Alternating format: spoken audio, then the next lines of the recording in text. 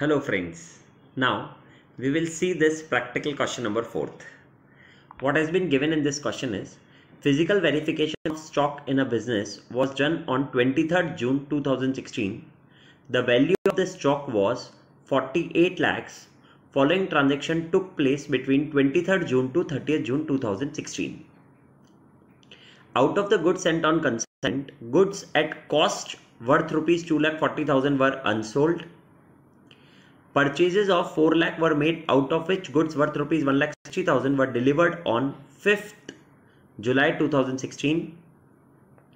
Sales were 13,60,000, which include goods worth rupees 3,20,000 sent on approval. Half of these goods were returned before 30th June 2016, but no information is available regarding the remaining goods. And fourth point, goods are sold at cost plus 25%. However, goods costing 2,40,000 had been sold for 1,20,000.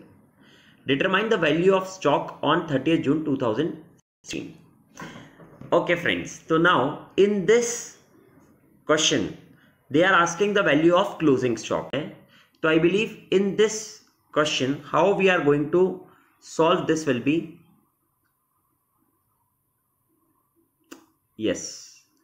how we are going to solve this will be in this manner. Let us see this. First of all, statement showing closing stock. When we will see this statement showing closing stock, in this statement showing closing stock, it has been given. Yes, in this statement showing closing stock, it has been given stock taking on 23rd June. This stock taking on 23rd June, which they have given us, that is rupees 48 lakhs. So therefore, I have also written that 48 lakhs. आप check कर सकते हो उसमें. Now let us read the first point. In the first point they have given, out of the goods sent on consignment, goods at cost worth rupees 2,40,000 were unsold. इसका मतलब जो हमने consignment के लिए गुड्स सेंड करे थे उसमें से 2,40,000 के गुड्स अभी तक क्या हैं, अनसोल्ड है. अगर वो गुड्स अभी तक अनसोल्ड है तो इसका ओनरशिप हमारे पास में है, तो मैं इसको बोल सकता हूं stock with outsider. If it is stock with outsider, तो स्टॉक विद आउटसाइडर को हमारे स्टॉक में जो हमने स्टॉक टेकिंग लिया था उसमें हमें क्या करना पड़ेगा, ऐड करना पड़ेगा. तो देयरफॉर फर्स्ट पॉइंट जो है कंसाइनमेंट स्टॉक, वो 2,40,000 का हमने क्या करा, उसको हमने ऐड बैक कर दिया. ओके, तो that is consignment stock, right. After this consignment stock, उसके बाद हमारे पास गिवन है second point. Let me read this second point. Purchases of 4 lakh were made, out of which goods worth rupees 1,60,000 were delivered on 5th July 2016. अब हमने stock taking before लिया है तो हमें परचेजेस को ऐड करना है और सेल्स को हमें लेस करना है. तो जब हमें परचेजेस को ऐड करना है, बट परचेजेस हमें गिवन है 4 लाख का, जिसमें दो पार्ट्स हो गए. एक 1,60,000 जो हमारे पास परचेज कर लिया और डिलीवर्ड भी हो गए, और एक उसका सेकेंड पार्ट दैट इज 2,40,000 जो हमने परचेज तो कर लिया बट वो हमें डिलीवरी कब मिली, 5th जुलाई को. तो एज आई टोल्ड यू कि जब भी हमारे पास दो पॉइंट्स होंगे, मतलब जब भी हमारे पास परचेज के कोई सब पार्ट्स होंगे तो हम उसको दो पार्ट्स में डिवाइड कर देंगे. वैसा हमने वर्किंग नोट नंबर 1 बना लिया. अब आप देखोगे कि 4 लाख का परचेज था तो उसके दो पार्ट्स कर दिए मैंने. 1,60,000 जो कि हमारा नॉर्मल परचेज है, इसलिए हम उसको क्या कर रहे हैं, ऐड कर रहे हैं. और जब हम बात करते हैं 2,40,000 की, जिसकी डिलीवरी हमें 5th जुलाई को मिली थी, बट आई होप हमने परचेज तो कर लिया, गुड्स तो हमारा है, तो मैं इसको बोल सकता हूं ना that is goods in transit, मगर क्लोजिंग स्टॉक में इंक्लूड तो होना चाहिए. देयरफॉर मैं इस 2,40,000 को भी ऐड कर रहा हूं. इसीलिए परचेजेस ऑफ 4 लाख पूरा का पूरा मैंने ऐड कर दिया. आई होप ये सेकंड पॉइंट भी समझ में आ गया होगा. अब इसमें जो मोस्ट इंपॉर्टेंट पॉइंट है वो थर्ड और फोर्थ है. तो let us read this third and fourth point once again. Sales were 13,60,000, ये हमें सेल्स गिवन है, ठीक है. सेल्स 13,60,000 की, इसका मतलब ये 13,60,000 जो सेल्स है उसको कॉस्ट प्राइस पर हमें लेस तो करना चाहिए, बट इसके आगे फर्दर इंफॉर्मेशन क्या है वो हम पढ़ते हैं. which includes goods worth rupees 3,20,000 sent on approval. Half of these goods were returned before 30th June, but no intimation is available regarding the remaining goods. मतलब इसमें से 13,60,000 में से 3,20,000 के तो हमने सेंट ऑन अप्रूवल करे. उस 3,20,000 के सेंट ऑन अप्रूवल में से 1,60,000 के हाफ गुड्स रिटर्न आ गए और हाफ गुड्स का अभी तक हमारे पास कोई इंटीमेशन नहीं है.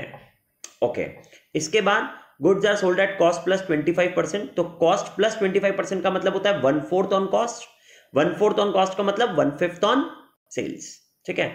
उसके बाद हाउएवर गुड्स, बट उसमें से एक लॉट था जिनकी कॉस्टिंग थी 2,40,000 की, जिसको हमने सोल्ड कितने पर करा, 1,20,000 पर, ऐसा गिवन है हमें फोर्थ पॉइंट पर।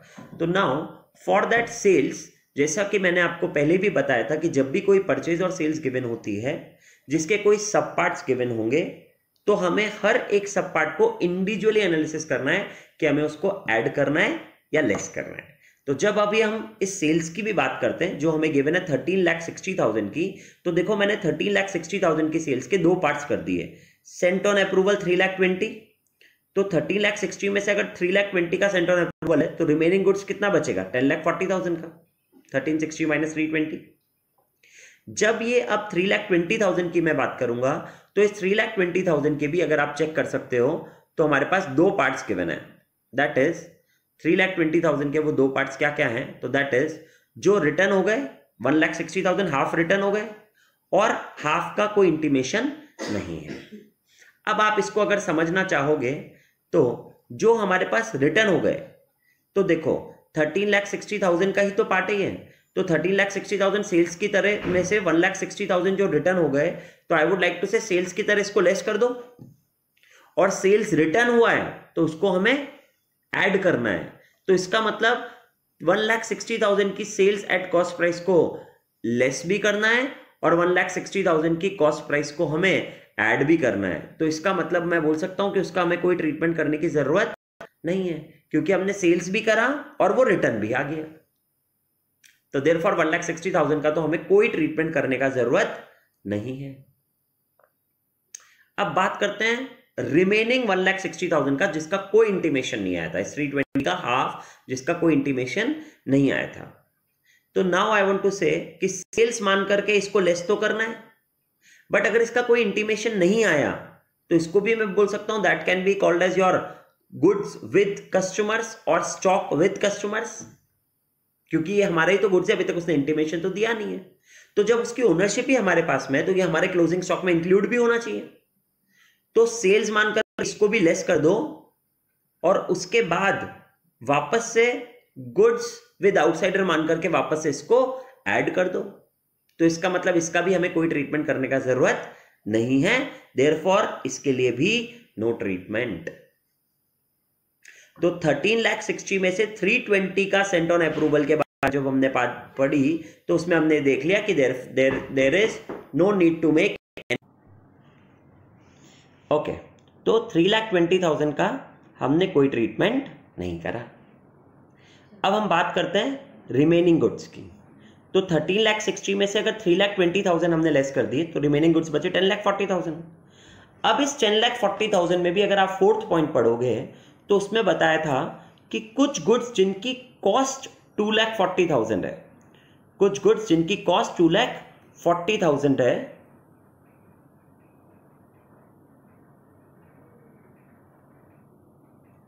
यस, कुछ गुड्स जिनकी कॉस्ट 2,40,000 है, सॉरी, यस, कुछ गुड्स जिनकी कॉस्ट 2,40,000 है उसको हमने सोल्ड करा है 1,20,000 पर। अब ये जो 10,40,000 है तो सेलिंग प्राइस है, तो इसका मतलब जो गुड्स 2,40,000 है जिसको सोल्ड करा 1,20,000 पर, उसको मैं बोल सकता हूं कि वो एक तरीके से एबनॉर्मल गुड्स है क्योंकि हमने उसको कॉस्ट से भी कम पर सेल करा है। तो मैंने 10,40,000 के भी पार्ट्स कर दिए, एक एबनॉर्मल और एक नॉर्मल। नॉर्मल गुड्स बाद में निकालेंगे बट पहले एबनॉर्मल की बात करते हैं। तो एबनॉर्मल ये जो 10,40,000 है ये हमारी सेलिंग प्राइस है, तो इसका मतलब जो 2,40,000 के गुड्स कॉस्टिंग है उसकी सेलिंग प्राइस 1,20,000, तो इस 1040 में तो 120 इंक्लूडेड होगा। तो इस 1040 में से 120 एबनॉर्मल लेस करा तो रिमेनिंग मेरे पास नॉर्मल 1,20,000 का। अब ये जो 120 का सेलिंग प्राइस है इसकी कॉस्ट प्राइस है 2,40,000, तो इसको सेल्स की तरह मान के मुझे क्या करना चाहिए, लेस करना चाहिए। और सेम नॉर्मल गुड्स का जो सेलिंग प्राइस 920 है उसमें से प्रॉफिट हटा दूंगा उसका 20% का, तो मेरे पास कॉस्ट प्राइस बचेगी 7,36,000 और वो भी मुझे लेस करना है। तो इसका मतलब 2,40,000 प्लस 7,36,000 विल गिव अस 9,76,000, जो कि हमें लेस करना है। और when we will do this sales at cost price of 9,76,000, that is 2,40,000 plus 7,36,000, तो हमारे पास 9,76,000 आ जाएगा। 48 लाख में 2,40,000 और 4 लाख को ऐड करेंगे और 9,76,000 को लेस करेंगे, तो we will be getting closing stock of 44,64,000, and that is how you are getting answer of this. ये बहुत इंपॉर्टेंट प्रैक्टिकल क्वेश्चन नंबर 4 है। मैंने इसका बहुत अच्छे से ये चार्ट बना करके आपको बताया, आप इसको वापस से एक बार देखिए, और कोई भी प्रॉब्लम हो तो again you can call me any time. Thank you very much. Exam का क्वेश्चन करना मत भूलना, और जो भी प्रॉब्लम हो please ask me any time. Thank you very much.